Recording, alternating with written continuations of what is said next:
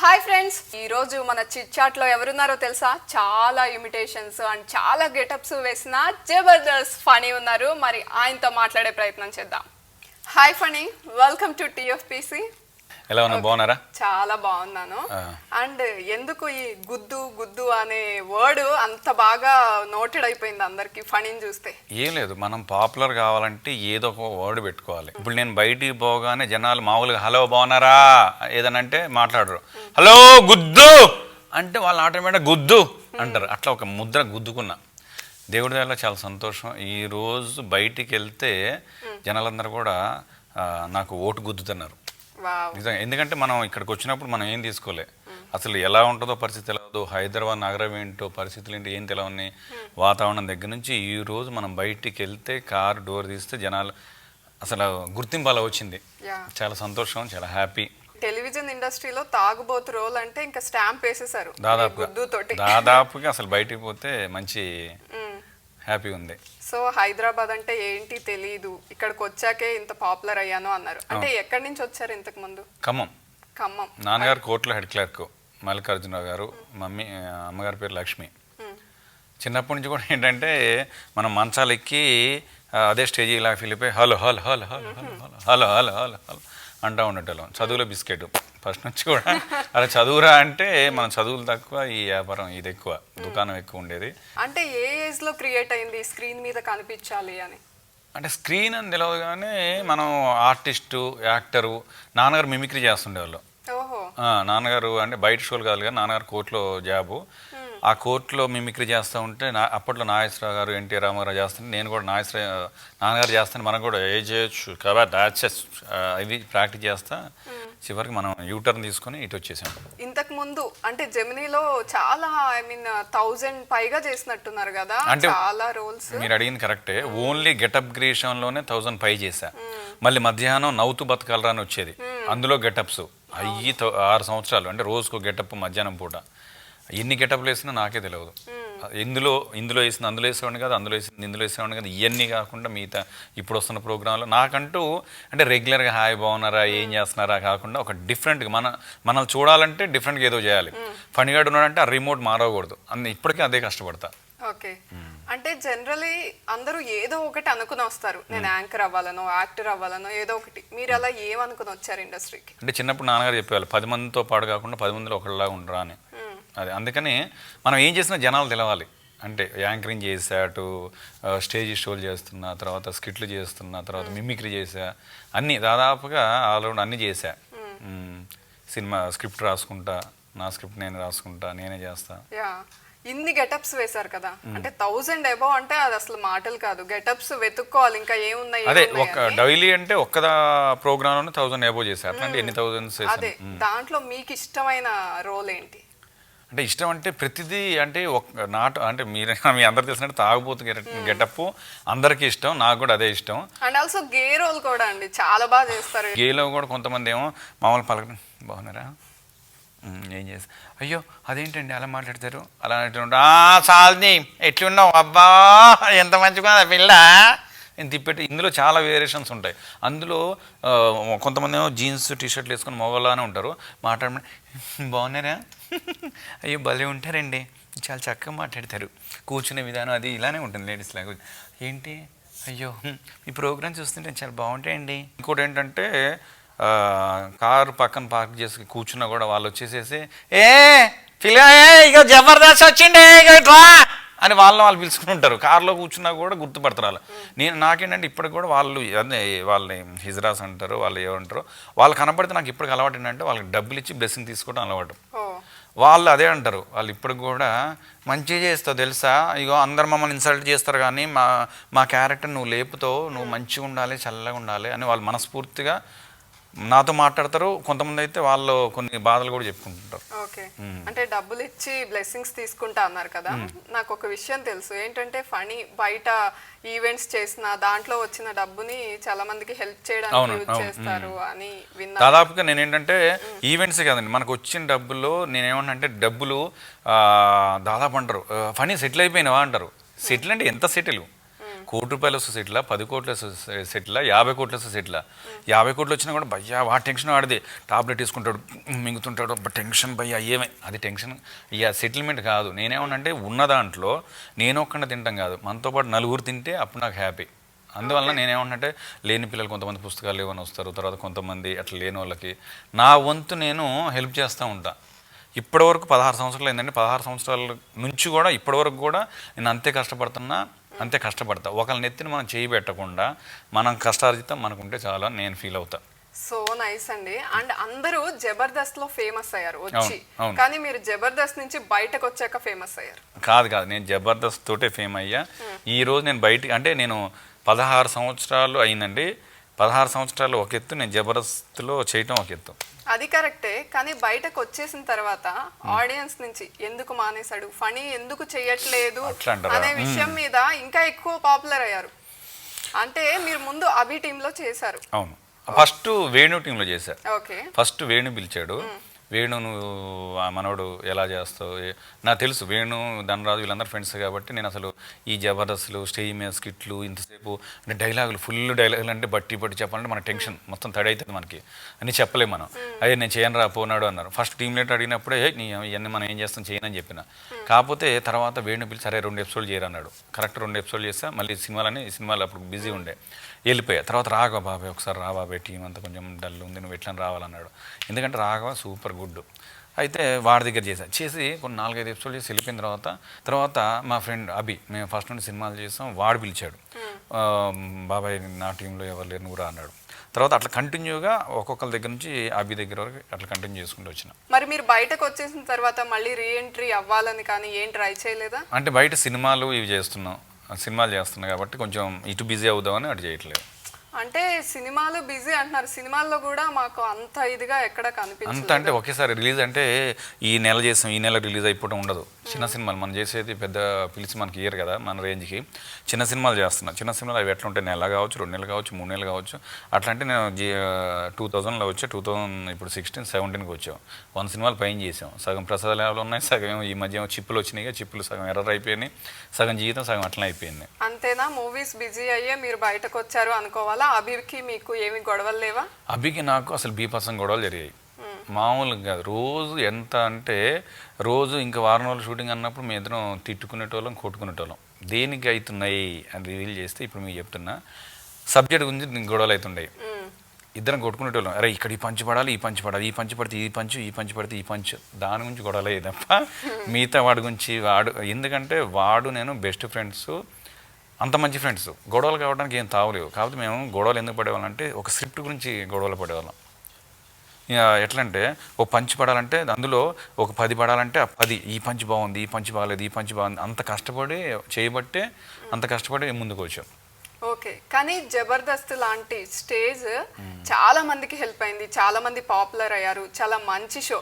కానీ అలాంటి జబర్దస్త్ స్టేజ్లో చాలా పాలిటిక్స్ ఉన్నాయి, ఇవన్నీ వినిపిస్తున్నాయి, నిజమేనా?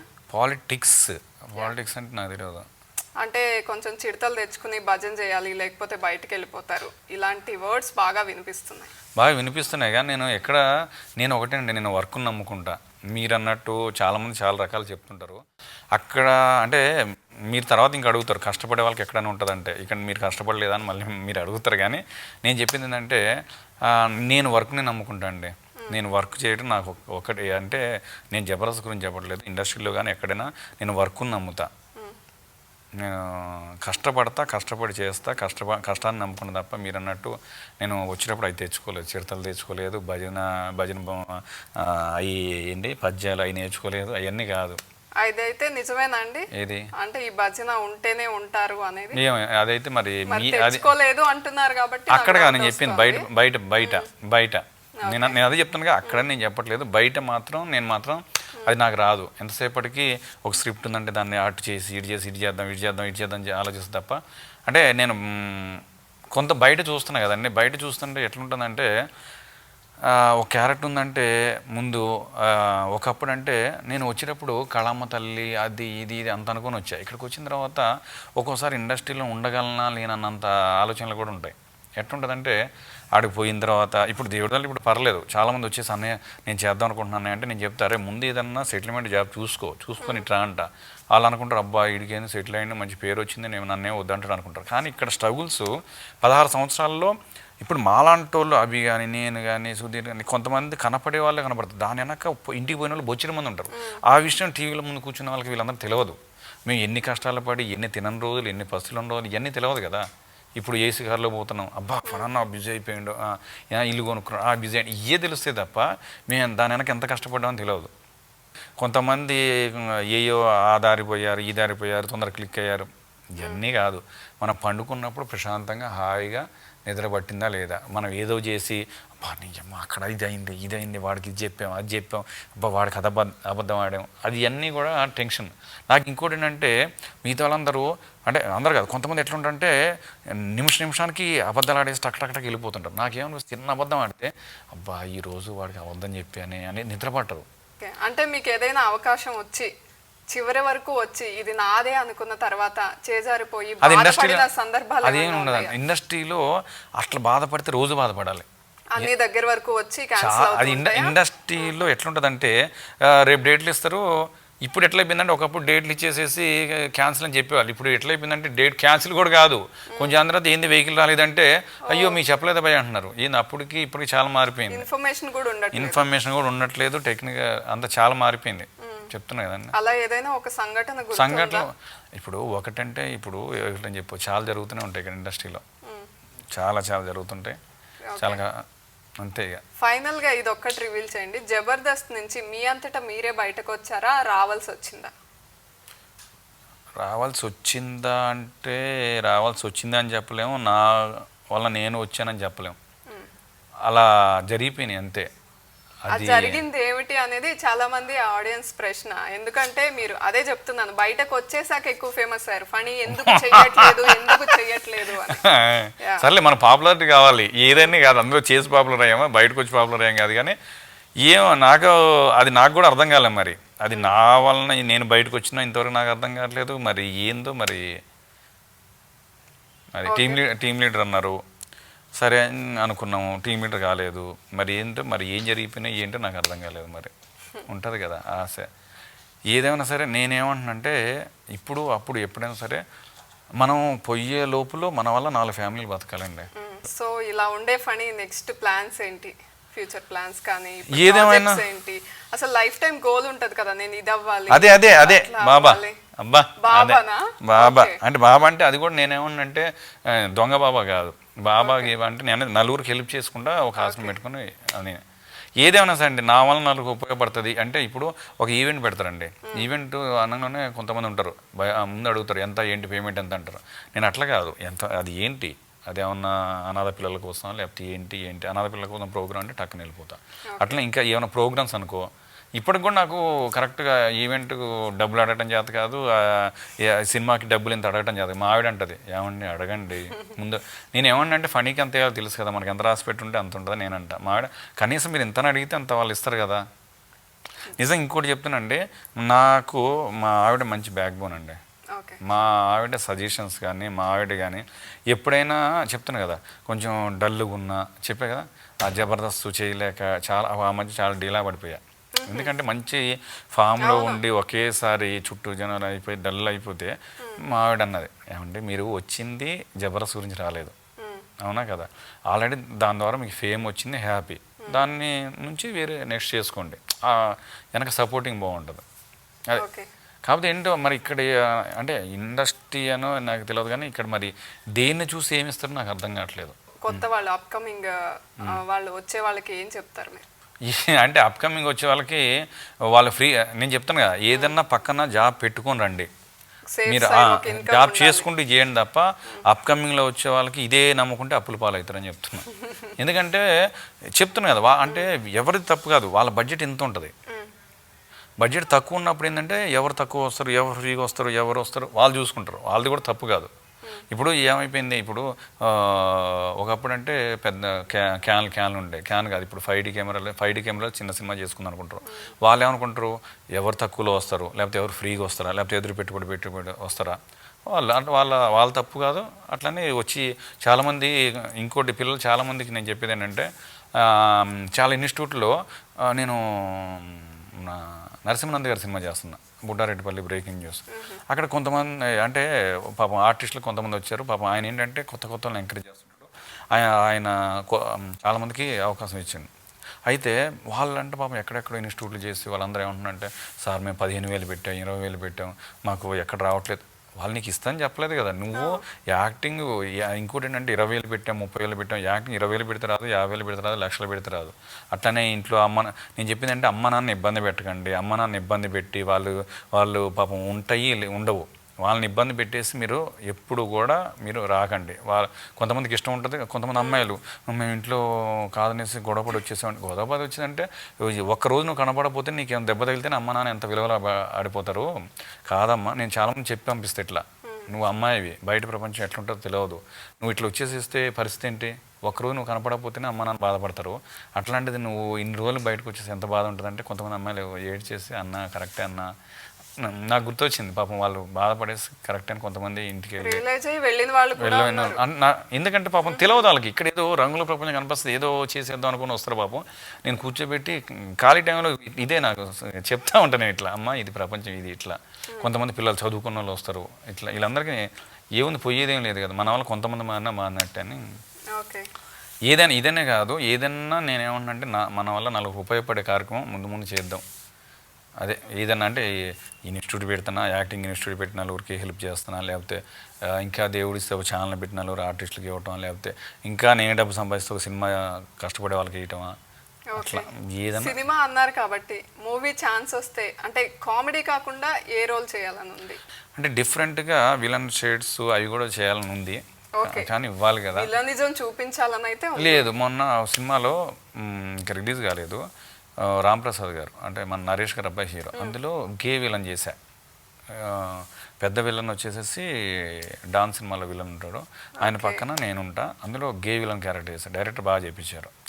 అట్లనే బుడ్డారెడ్డిపల్లి బ్రేకింగ్ న్యూస్ నరసింహనంద్ గారు, అందులో మొత్తం కామెడీ చేసి లాస్ట్లో చచ్చిపోతా సెంటిమెంట్. ఇప్పుడు తర్వాత చాలా సినిమాలు ఇప్పుడు ఈ మధ్యకాలంలో సినిమాలు కొంచెం బిజీ అవుతున్నా. రాక్షసి అని ఒక సినిమా చేస్తున్నా, అందులో అవును సినిమా హీరోయిన్, తర్వాత నేను, ఈ రోజుల్లో సాయి, తర్వాత షాని, ముగ్గురం సెకండ్ హాఫ్ మొత్తం కామెడీ మొత్తం మేము నడిపిస్తాం. అది తర్వాత మిక్చర్ పొట్లం ఒకటి, తర్వాత ప్రేమిస్తే భరత్ ఒకటి. ఈయన నరసింహనంద్ గారు తెలుగు లాంగ్వేజ్ అంతరించిపోతుంది కదా, దాని మీద ఒక సినిమా చేస్తున్నారు. ఓకే, సో ఫనీ, ఇన్ని విషయాలు ఓపెన్గా చెప్పారు, కానీ ఒక విషయం మీద అయితే ఎక్కడా క్లారిటీ ఇవ్వలేదు. ఏంటంటే అవి టీంలో అసలు మీరున్న టైంలో మీ అంత పాపులర్ కాదు, ఏమీ తెలియని వ్యక్తి కూడా ఇప్పుడు పాపులర్ అయిపోయారు. మీరు రావట్లేదు ఎందుకు? రీజన్ ఏంటి? అంటే అభితో ప్రాబ్లం వల్ల, లేకపోతే జడ్జెస్ మీకు అంత ఎంకరేజ్మెంట్ ఇవ్వలేదా, ఏంటి అసలు రీజన్? అది లాస్ట్లో అన్న వర్డ్ మాత్రం తప్పు. ఎందుకంటే జడ్జెస్ మాకు ఎప్పుడు ఎంకరేజ్ చేసేవాళ్ళు. అందులో నాగబాబు గారు అయితే ఓన్ బ్రదర్ లాగా ఉండేవాళ్ళు, రోజా గారు అయితే సిస్టర్ లా, ఏది కూర్చొని జోక్స్ చెప్తూ అది చేయి ఇది చేయని ఇంకా ఎంకరేజ్ చేసేవాళ్ళు. ఇంకోటి ఏంటంటే మీరు అడిగారు కాబట్టి నేను చెప్తున్నా, నాగబాబు గారు అయితే ఎంత క్లోజ్గా ఉండేవాళ్ళు అయితే పర్సనల్ నీకు ఏమైనా ఇంట్లో ప్రాబ్లమ్స్ ఉన్నా కూడా ఆయన ఓన్ బ్రదర్లా కూర్చోబెట్టి డిస్కషన్ చేశాడు. ఎందుకంటే మా పాపకు కేవీ స్కూల్లో సీటు కూడా ఆయనే. ఒకసారి అడుగుదాం, ఎంపీ కోట కావాలి, నాగబాబు గారి దగ్గరికి వెళ్ళా, అడుగుదాం అంతే. చిరంజీవి గారి దగ్గర రికమెండేషన్ తీసుకొని వాళ్ళ అన్నగారు కదా, ఆయన సంతకం పెట్టించి మా పాప ఇప్పుడు చదువు మొత్తం ఆయన నాగబాబు గారే పెట్టించారు. మరి అంతకంటే ఎవరు ఉండరు. కానీ మీరు అన్నారు కదా, ఏది మీకంటే వెనక వాళ్ళు పాపులర్ అయ్యారు, మీరు మాత్రం కాలేదని. అది చెప్పలేమండి, అదృష్టం. అంటే మరి నా యాక్టింగ్ వాళ్ళకి నచ్చలేదో తెలియదు, మరి నా మీద వాళ్ళకి నమ్మకం. మీరు అడిగింది 100% కరెక్టే. మీరు వదిలిపెట్టేటట్టు లేరు కాబట్టి నేను చెప్తున్నా, నా యాక్టింగ్ వాళ్ళకి నచ్చలేదేమో. అంటే నేను టీమ్ లీడర్గా చేయలేనని నమ్మకం ఏమో. అంటే నువ్వు యాక్టింగ్ చేస్తున్నావు కానీ టీమ్ లీడర్ చేయలేవని వాళ్ళకి ఏమైనా నమ్మకం లేదేమో. నమ్మకం లేకపోవడానికి ఇప్పుడు కొత్తగా వచ్చిన వాళ్ళందరూ ఏమీ హిట్స్ కొట్టట్లేదు. చాలా న్యూ కమర్స్ కి ఛాన్స్ ఇచ్చారు లీడర్ గా కూడా. కానీ మీరు ఇంతకు ముందు ఉండి ప్రూవ్ చేసుకున్న వ్యక్తి మీరు, వాళ్ళకి ఇచ్చే ఛాన్స్ ఏదో మీకే ఇస్తే మీరు ఇంకొంచెం ఇంప్రూవ్ అయ్యి చేసేవాళ్ళేమో కదా. అదే విషయం వాళ్ళని తీసుకొచ్చి నేను ఏమంటున్నా అంటే అదే వాళ్ళని తీసుకొచ్చి ఇంటర్వ్యూ చేయండి అంటున్నా. ఎవరైతే ఆ ప్రోగ్రామ్ చేస్తున్నారో వాళ్ళని అడగండి అంటున్నాను. వాళ్ళు వచ్చినప్పుడు వాళ్ళని డెఫినెట్ గా అడుగుతాను. ఎందుకంటే మా ముందు మీరు ఉన్నారు.